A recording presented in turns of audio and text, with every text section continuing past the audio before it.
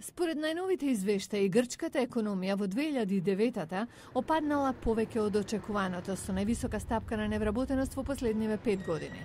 Буџетскиот дефицит расте со стапка од речиси 13% од севкупното производство во земјата, што е 4 пати повеќе од дозволеното во рамки на Европската унија. Аналитичарот Василис Властаракис резимира: земјата наскоро ќе нема готовина.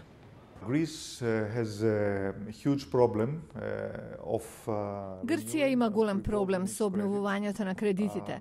За март и април на Грција и се потребни 25 милиарди евра, така што пазарите добро знаат дека Грција мора да ги најде тие пари, но прашањето е под кои услови.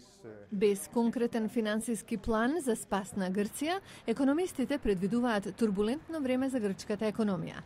Майкл Масуракис е главен економист во банката Алфа.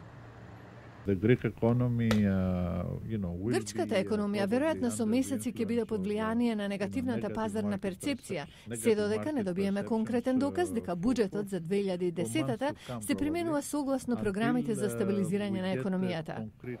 Грчката влада презеде мерки за стабилизација со редуцирање на трошоците, како забрана за покачување на платите во јавната администрација и зголемување на старосната граница за пензија.